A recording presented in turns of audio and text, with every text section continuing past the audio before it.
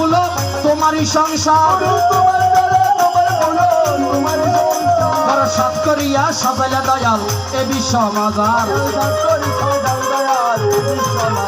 বড় সাত করিয়া সাজাইলে দয়াল এ বিশ্ব মাজার যেমন কায়ারো কামিনী রে সাজাইলে সাজে যেমন মাটির প্রতিমা যেমন সাজাইলে সাজে যেমন মাটির প্রতিমা যেমন সাজাইলে সাজে তোমার মৃদঙ্গ ধ্বনি বাজাইলে বাজে তোমার মৃদঙ্গ ধ্বনি বাজাইলে বাজে যেমন চন্দ্র নাচে সূর্য নাচে নাচে গ্রহ তারা যেমন চন্দ্র নাচে সূর্য নাচে নাচে গ্রহ তারা পাতালে বাসুকি নাচে বলে গৌরা গৌরা পাতালে বাসুকি নাচে বলে গৌরা গৌরা তোরা উলুর দড়ি দে তোরা শঙ্খ দড়ি দে তোরা উলুর দড়ি দে তোরা শঙ্খ দড়ি দে পরে আসবে আমার প্রাণনাথ উলুর দড়ি দে তোরা জয়ের দড়ি দে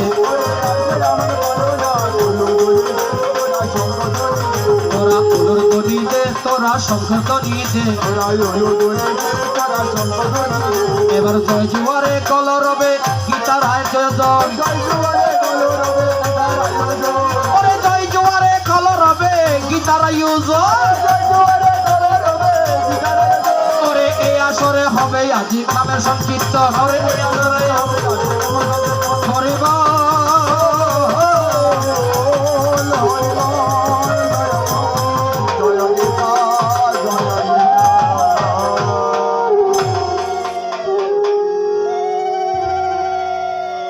সম্মানিত সুধীমণ্ডলী, দাদা মাত্রা একটু ধরে রাখবেন। শুধু সজ্জন মণ্ডলী, কথাগুলো বুঝতে হবে। আজকে সকালবেলা যখন আমরা নোয়াখালী থেকে রওনা হয়েছি, একটু একটু করে যখন রাস্তার দিকে হাঁটি বাড়ে যায়, একজন মানুষ দেখো বন্ধু একটা ফড়া নিয়ে বিলের মধ্যে যায়। আমরা যখন নোয়াখালী থেকে পোকারা করে আসার পথে দেখলাম একটা বুড়ো মানুষ একটা ফড়া নিয়ে মাটি কর্ষণ করছেন। এমন সময় আমার মতন একজন যুবক গান গেয়ে যাচ্ছেন। কি গান জানেন? মনে আগুন জ্বলে চোখে কেন জ্বলে না, চোখেতে সাগর আছে আগুন জয় সেই ধরে না। মনে আগুন যখন বললেন, আমার দাদা খেয়াল করছেন তার গায়ে আগুন ধরেছে। বালতি নিয়ে যুবকের বড় করে পানি মার দিয়েছেন, জল ঢেলে দিয়েছেন। দাদা ভাই আমাকে পানি ভিজিয়ে দিলেন কেন? তুমি না বললে মনে আগুন জ্বলে, আগুন নিভে দিচ্ছি। বালতি দিয়ে যখন পানি দিয়েছেন বলছে, দাদা ভাই গানের শব্দ তুমি বুঝো নাই। আমি বলছি মনে আগুন জ্বলে। দাদা ভাই আমি মনে করছি তোমার গায়ে আগুন ধরেছে। শব্দগুলি বুঝতে হবে। আর গীতার এই 700 শ্লোকের মধ্যে এমন একটা শ্লোক আছে, আমি আস্তে আস্তে আপনাদেরকে বোঝার জন্য চেষ্টা করব। যদি ভগবান কৃপা করে আপনাদেরকে গীতার দু একটি কথা শ্রবণ করার জন্য অনুরোধ করব, যদি আমাকে ভগবান কৃপা করে। আবার ভজ তোমার প্রাণ সজর্ণ, এত দূর জবাব দেন। সুদর্শন দারি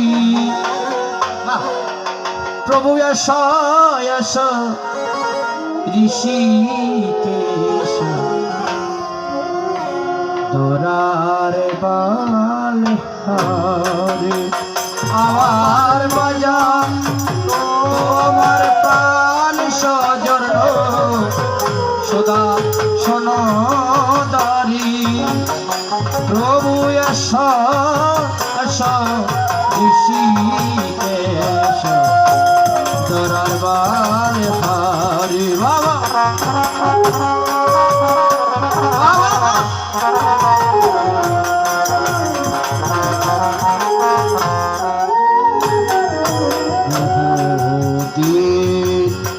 গত হয় কুরুক্ষেত্রে ধনঞ্জয় বহুদিন গত হয় কুরুক্ষেত্রে ধনঞ্জয় শুনেছিলাম তব মুখে গীতার মৃত বাণী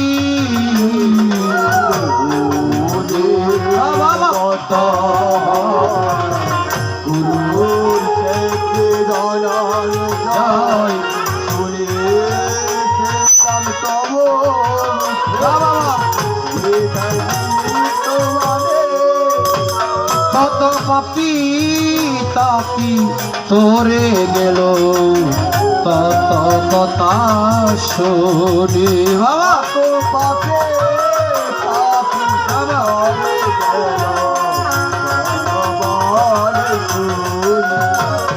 কত পাপি তাপি তোরে গেল তত কথা শুনি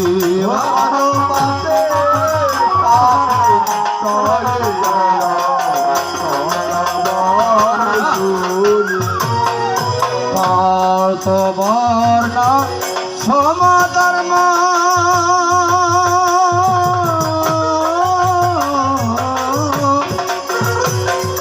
পূজাতে বিধির মর্ম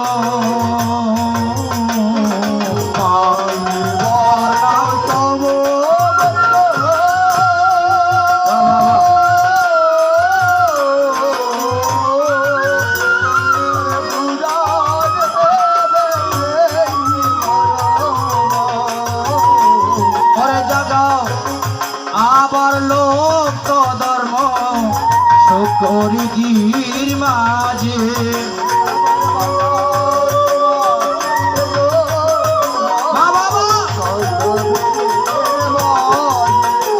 আমি জর্মি যেন তোমার নামে মরে তোমার কাজে বাবা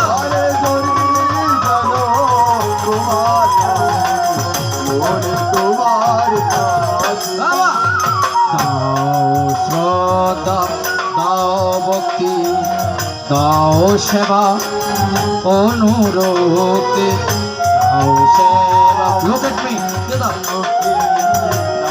সেবা চালো প্রাণে নব শক্তি গীতার মৃত দিয়ে চালো সেবা দাও ভক্তি দাও সেবা বাবা চালো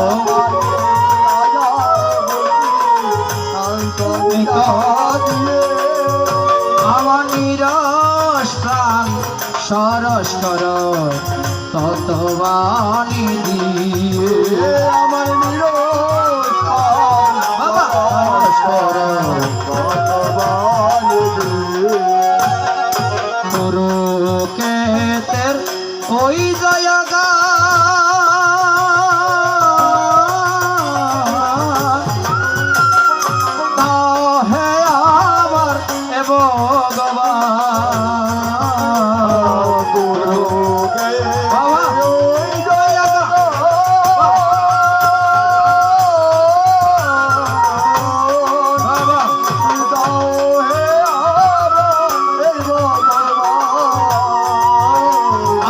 কত রে করিয়া হবান গোলক বিহারী আমি কত করিয়া হবান আমার শূন্য আসন পূর্ণ করো ওহে দয়াল হরি আমার শূন্য আসন পূর্ণ করো ওহে দয়াল হরি আমার শূন্য আসন পূর্ণ করো ওহে দয়াল হরি ওরে আমার শূন্য আসন পূর্ণ করো ওরে দয়াল হরি আবার বাজাও তোমার সংশোধন সুদর্শন দ্বারে আমার বাজাও তোমার বংশধর সুদর্শন আমার বাজাও তোমার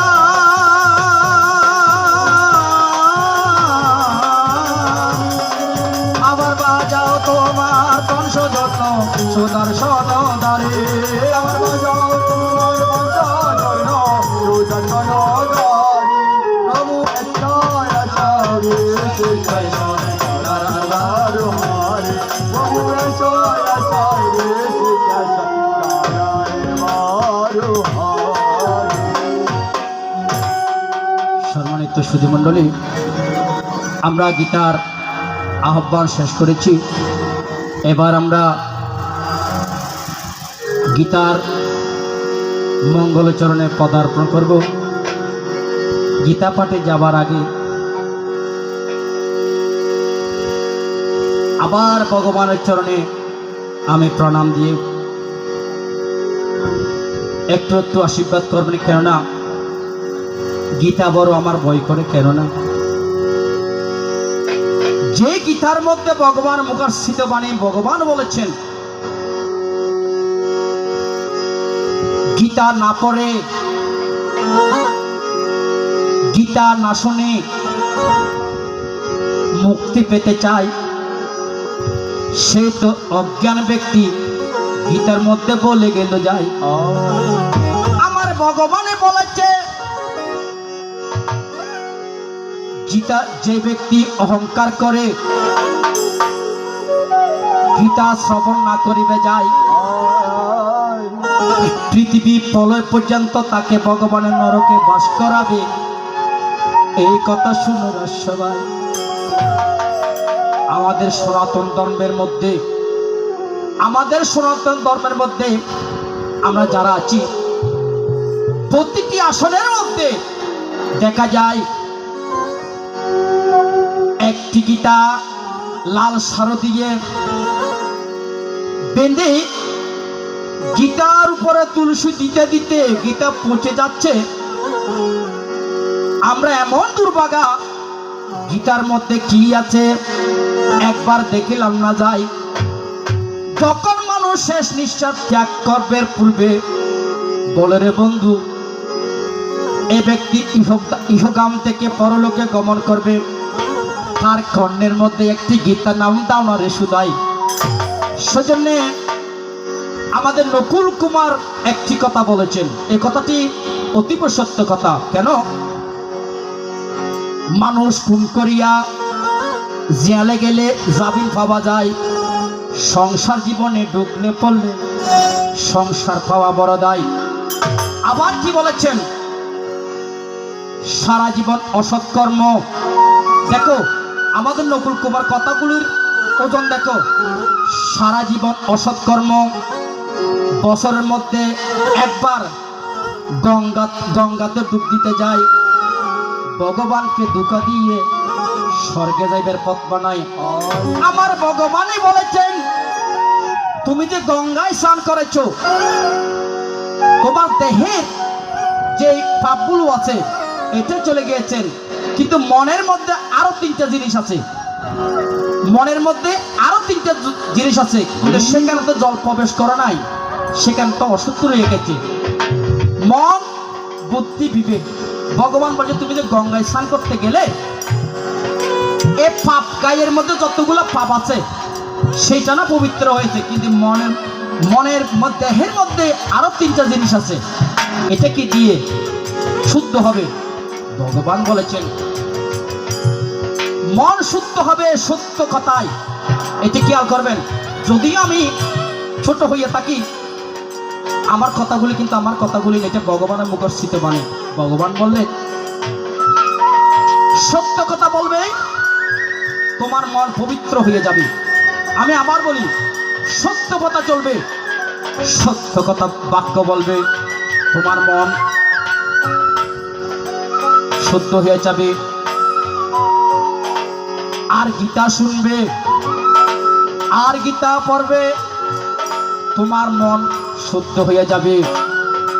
আর মনের মধ্যে যে দেহ আছে পূজা করবে, গুরু জ্ঞান করবে, শুনো মন দিয়া, এই তিনটি জিনিস পাপ থেকে উদ্ধার হবে, এই কথা শুনো মন দিয়া। শুধু মন্ডলী, সেই জন্যে নকুল কুমার কথায় এ কথা বলেছে। কি বলেছেন? ওইবারে তোর বসতে বাড়ি ঘর, এপারে তোর মায়া, মায়া নদী পাড়ি দিতে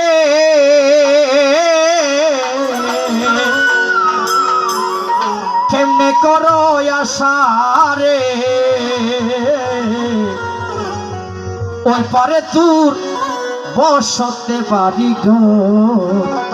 এই কথাটা আপনাদের বিভাগ লাগবে, কেননা আমার মেজ মহাশয় ভাই, আমার বিয়ে মহাশয় যদি নিজের বাড়ি হতো, তার স্ত্রী ছিল, ছেলের বউ ছিল, ছেলের বউয়ের জোয়ান মেয়েকে বিয়ে ছিল, এত কিছু থাকার পরেও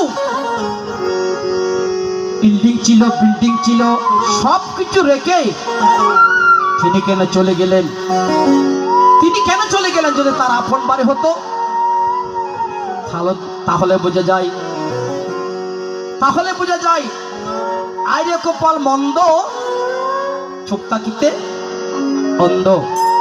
তাই আমরা কথা না বাড়িয়ে আস্তে আস্তে আমি সুন্দর সুন্দর ইতিহাস তুলব, যেহেতু আমার ব্যয় মহেশের জীবিত কালে তো আসতে পারলাম না, তাই মৃতকালে আসলাম। সেজন্য আমাদের পথকর্তারা অনেক গান করেছেন। বললেন যেমন আমাদেরকে ছেড়ে চিরদিনের জন্য আমার শেফালে দিদি গেল রে চলিয়া, তিনিও চলে গেলেন। তাহার অনেক সুন্দর সুন্দর গান আছে, আমি একটু দেব। আগে আমরা মূল